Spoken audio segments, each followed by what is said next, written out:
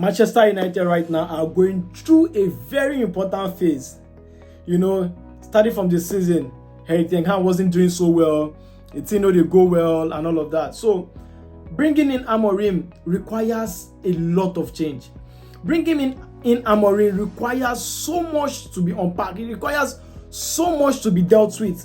All those things where Manchester United they sweep under the carpet, they had to bring it out. So much has to be flushed away. There's so much that has to change for that particular coach to succeed. You can't ride on the previous coach pattern. You can't ride on the previous coach philosophy. You can't ride on the previous coach ways of doing things and expect to improve. It's not going to happen like that. Welcome to another episode of the Microwave Kicks. Today we are going to discuss all things Manchester United. We're going to talk about what is the series of changes Manchester United are actually experiencing now.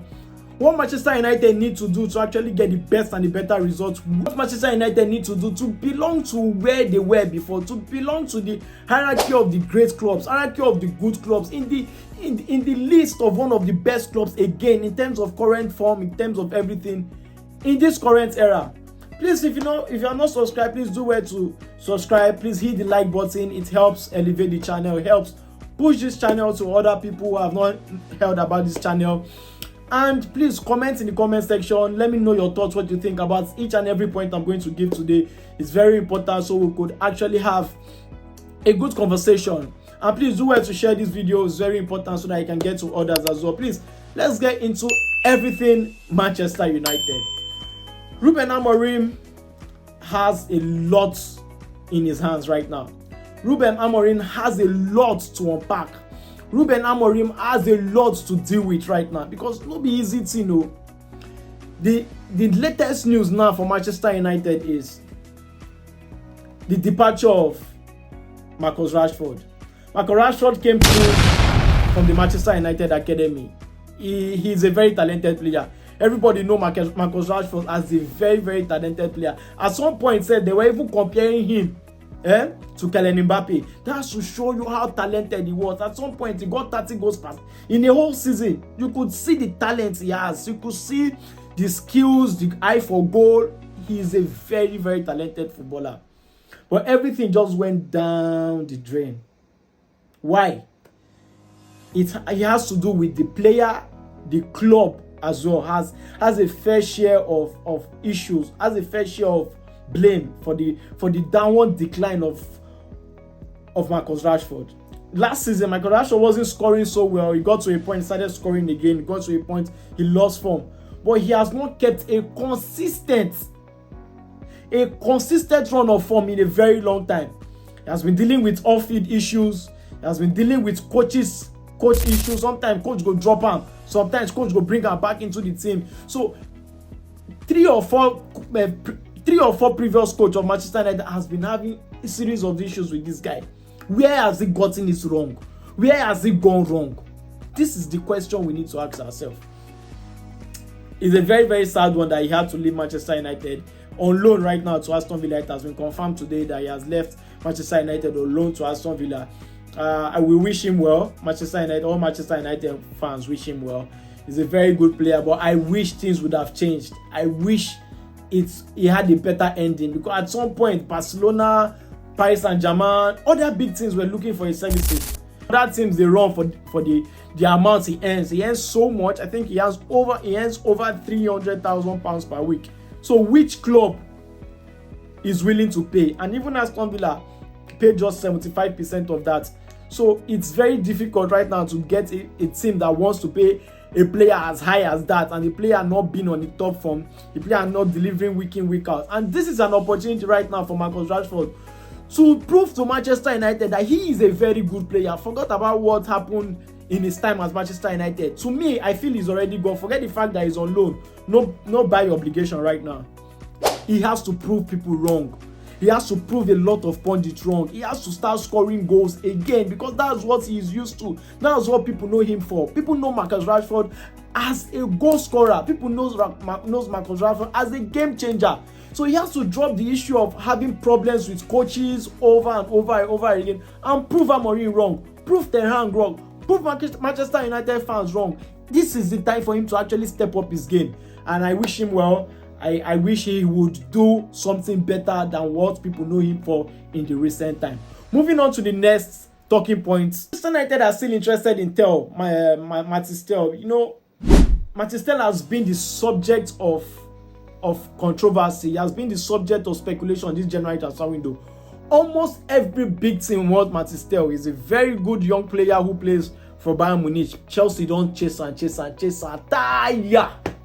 He has actually rejected Chelsea, rejected Spurs, even Spurs. Tottenham had to go to Bayern Munich. The chairman, Daniel Levy, traveled all the way to Bayern Munich to secure this deal. Offered a whooping 60 million for a player who doesn't start matches at Bayern Munich. For a 19-year-old player who has not started, who is not in the first team. You know? So, offering that kind of amount of player, hoping he could, you know, just get the player just like that. You know, hoping he could just push to the front, get this player.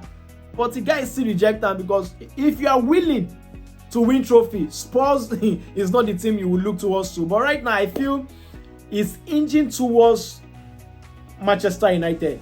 He loves the Amorim project. He wants to play first team football. He knows that if he comes to Chelsea, he will have so much competition in Chelsea. And this is one of the reasons why he wants to go to Manchester United, because to me, he feels he would get playing time in Manchester United. He feels he would play into the system of Ruben Amorim. But any player who is scared of competition, then you are not ready for football. You're not there ready to play football at all. He has to put his head down and keep working hard, and he will get into the first team. We have so much to unpack today. Moving on quickly.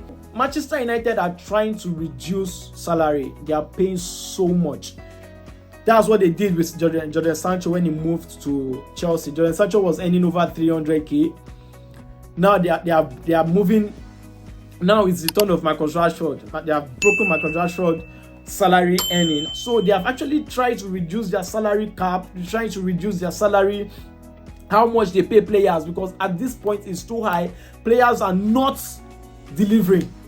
And that is one thing that, as a club that is not in the Champions League, it is very difficult to meet those standards. It's because when those contracts were given, Manchester United was a traditional Champions League team. Manchester United will always qualify for the Champions League when those contracts were given. Now, Manchester United right now, let's be realistic, are not a Champions League team right now. So it is difficult to maintain that particular payment every week. It is very difficult at this point. And Manchester United are cutting costs at all corners right now. Cutting costs, making sure they save up money to get their new stadium, to renovate their new stadium, to make so much investment into the team right now. So that is even one of the reasons they are even trying to sell Garnacho, because that is like a pure profit right now for Manchester United. So selling Garnacho, reducing salaries, we bring in more money into the club for them to reinvest in the proper channel this time around. So that's one of the reasons why Manchester United are trying to reduce costs, reduce salary earnings, high salary earners. I think at some point Manchester United are actually trying to get a salary cap like the way Chelsea are doing right now. Nothing above 120k, nothing above 150k. You know, I think that's what Manchester United is trying to do now, reducing salary cap to help them reinvest into the team, give Amorim the rightful players which he wants, which would help him thrive in his system. What Manchester United needs right now is what? A striker replacement. Manchester United versus Crystal Palace today, at the time of recording this clip today, Manchester United lost to Crystal Palace. But if you notice something, Manchester United didn't start with any striker. They had two strikers on the bench, Sexy and Højlund, bought by Erik ten Hag.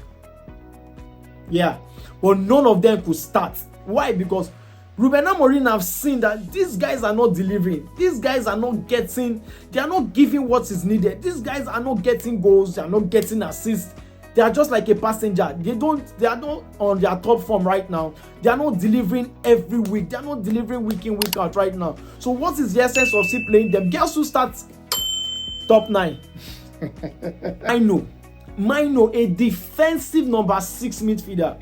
started up front, started as a number 9. But you have 2 strikers on the bench who are as well useless at this point because they cannot start match, they cannot deliver, they cannot score goals. So Manchester United right now needs the kind of striker that Højlund or Zexi can learn at the back of, which is Victor Osimhen. Which brings me to Victor Osimhen.